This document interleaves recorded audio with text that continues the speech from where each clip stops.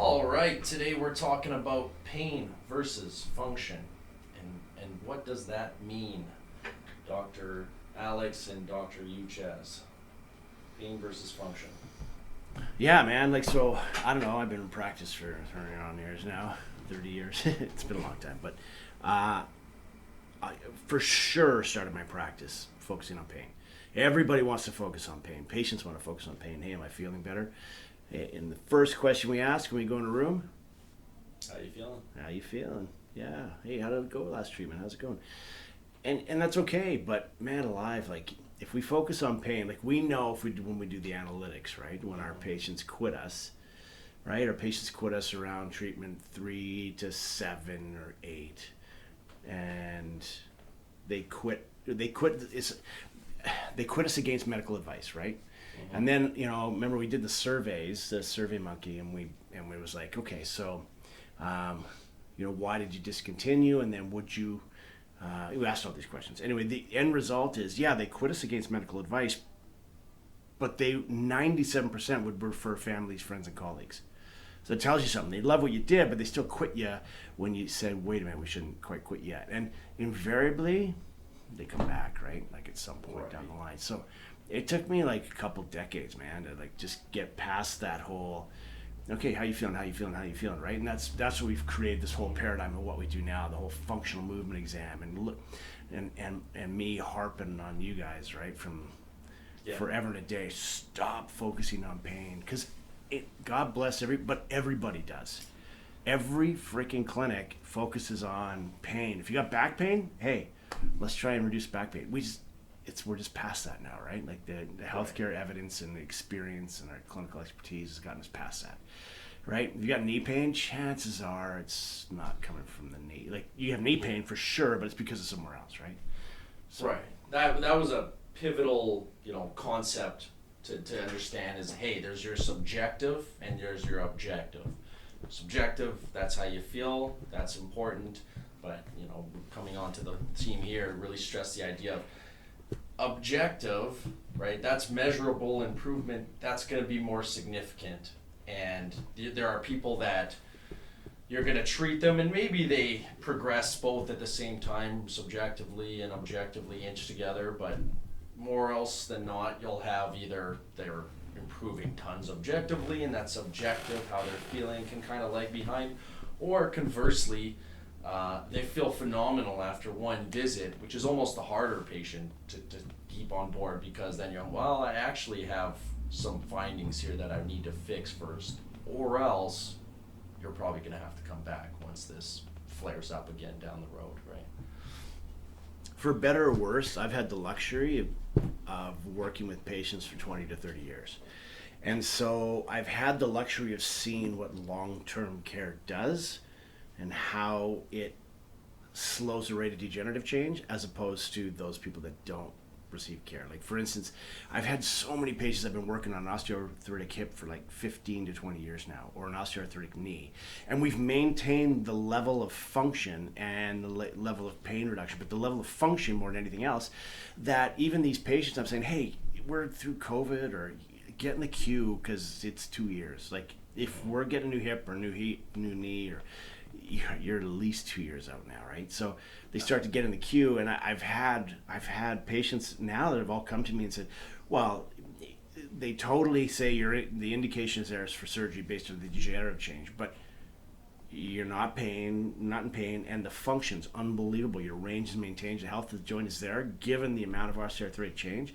I wouldn't do it now. That you get that luxury after so many years of care, right? But it's the function piece that comes into play. Like when we send for surgery, is it based off pain, or is it? Yeah, it is, but it's based off capsular pattern, right? Like we have to have less than 15 degrees of internal hip rotation. We have to have the capsular pattern in the knee. So clearly, we're focusing our findings when we refer out for replacement or whatnot on objective findings, but patients just love the pain piece. Anyways, let's pull it all together. Maybe. Well, talk no, about why it's a great important. point that you made. That it's you have the luxury of being in the profession long enough, so you know, and just I find that there's still word that's being spread around the profession where it's like, no, you just need this, or you're just not going to be a runner ever. You never give up running kind of thing, or you're never going to do this, right? Just take it easy on that. And there's just too many cop-outs. Like, it's too easy to go, well, aging, right? It's like, yeah, okay. And it sounds less, it's, it's harder for me and Alex as young guys to be like, you can't just chop everything up to aging, man. But you try and do that in a sense. Though, hey? Drives me nuts when you get a patient coming to you. Well, my doctor said I shouldn't run anymore, right? We know that the osteoarthritis theories, that the one that has, in my view, has the most weight is the muscle dysfunction theory, which basically means the whole idea of compression loading a knee or a hip and causing osteoarthritic change, oh wow, those impact forces are killing you, is crap, right? Yeah. We know that a knee that's healthy or a hip that's healthy they don't absorb force, they redistribute force, right? This is probably a whole other talk, getting into osteoarthritic change and how that all comes about. Yeah. But your muscles attenuate like 99% of that force, right? Like whatever that number is, and then the bones rest. It's really not the joint. So, I just got beat by a 94-year-old man in the New York City Marathon. The fact remains is that if that dude is having osteoarthritis because of running, what's he doing at 94 still running? Right. It's not. He's just, I saw him, he running efficiently, right? He 94 years old, he ran a 4:15. That's not bad, right? And so the thing is it comes down to, if you're moving properly, the body doesn't break down, right? It's a self-healing mechanism, and you're able to absorb the force, you're able to redistribute the force and absorb the force and get rid of it. And it's an extremely healthy thing to do if done properly, if the joint's healthy. So when the joint when it's not healthy, when you've injured it or whatever's happened to it, if you just get it so it's out of pain, that's great. But if the function hasn't returned to it, now it's not going to work properly, right? And so it's kind of like saying, well, we'll get the shimmy out of the car, but the wheels aren't actually in alignment. But we've just reduced it enough that you're not getting the shimmy anymore. Well, you're still breaking down the damn tires, right? And it's going to wear it out. Like, fix the alignment. And that's our job, right? Is like, so, and you're exactly right. We talk about this all the time, where we have the two variables that we look at: pain improvement, you're getting better, and the functional piece, right? How's the functional piece? And they don't always go together, right? Like, I get patients that are like getting way better from a functional standpoint, and there's still lots of discomfort. Well, that pain signal just hasn't changed yet, but it will, right? And then other people that get way better, but they're still like, their function is garbage, right? Yeah, and the interesting thing when you are treating pain is there's a whole neurology aspect of that people maybe don't fully understand, and maybe not, we don't fully understand, but you're also habituating your nerves to not feel that pain. That's a whole other concept, though. Yeah, that's another big one. Yeah, I completely agree that there is much more complexity to like pain. There's many more facets of it, and like, perfect example is I had a patient who just came back from Mexico. She was there for 2 weeks. She has osteoarthritis in both knees. She's gonna get them both replaced like this summer, next summer kind of thing. And she came back, and I didn't treat her for 2 weeks. She was doing a lot better. Swelling was down. Pain was way down. Function was improving. She goes down to Mexico, and I'm expecting her to be a mess when she comes back. She's been on the plane, all that kind of stuff. And she comes back, and she's feeling amazing. And we know these knees are shot. Like, they both need to be replaced. And she comes back, and she's feeling better than she ever has. And that's because there's so much more to pain than just like physical impact, right? She was in Mexico, she was with her family, she was outside in the warm weather, she made sure that she was keeping her knees mobile, she was getting massages, like all these different things contribute to the pain presentation. And so there's so many other things that you need to take into account. And a lot of times I tell patients that their pain is almost like a function of something else. It might be sleep patterns or exercise or diet or all these other things. So you can't just depend on pain to go away when other things are improving at the same time. That's a good point that you brought up, which is because I had a patient go to the Galapagos Islands, and we had been treating her hip flexor and her knees for a while. The hip flexor was being a little stubborn, although we were making improvements. But she went to the islands and thinking that it's potentially going to be worse off, but it was much better. And I said, what were you doing? She's like, well, I was swimming a lot. I was like, well, that's a great low impact way to kind of work the hip flexors, loosen them up, open them up a bit. And so, yeah, immobilizing or, not doing anything certainly doesn't make any issue better, right? That wear and tear model that Greg harps on a lot just doesn't make any sense clinically. Okay, boys, can I bring it all together and do a big promotion for Proactive? Well, you're gonna have to now. So, I mean, look at our vision, right? Live in your 80s like your 40s and 40s like your 20s, and then healthier together for life, like to live a vibrant life. The fact remains is if we go back into the old model of healthcare and just treat people for pain, we're not true to our vision. We're not true to where people can be. And the proof in the pudding is that look up, Google elderly and active together. And it's like ridiculous what you see. You see like 80-year-olds on the high bar and like throwing javelin and running marathons. And so the fact is based on our vision, where you're going to be in your 80s, are you going to be that little old man or that little old lady that's out on the tennis court and that's going to go scuba diving, they're going to go for a bike ride tomorrow, then they're golfing? Or are you going to be that little old man or little old lady that's walking around with a cane or a walker? That's the reality of it, right? And that's that function piece. That means that, yeah, we want to get you out of pain, that's fantastic, but the function piece is the important part to get you to that, when you're 80, living the lifestyle you want, that healthier together for life. For sure, we know that people have to stay active. That Younger Next Year book, we probably got to do about an hour a day of exercise, of moving, aerobic exercise, and resistance training, maybe an anaerobic threshold day in there or something.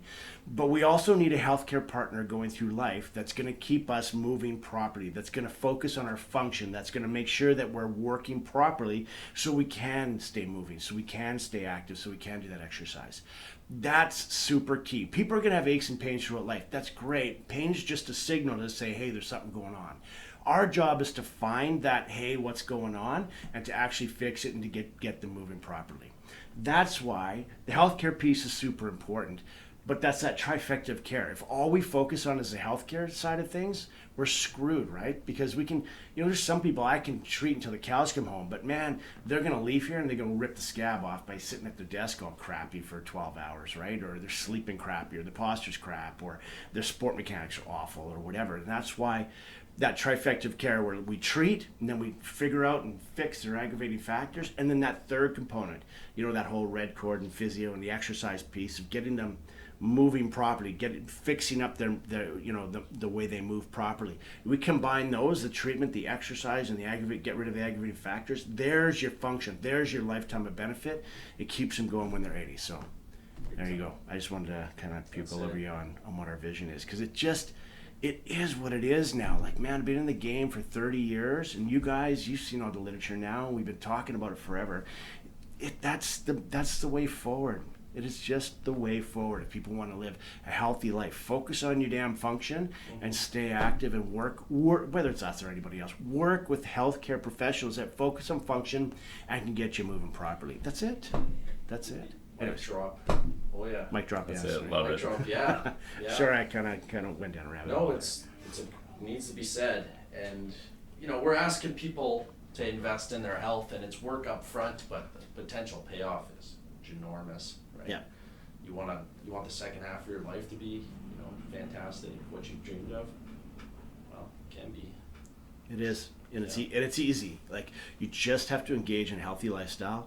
And if anybody's up for it, read that book, Younger Next Year, that gives you the concept of exercise and moving, and they probably have it about an hour a day type thing of exercise.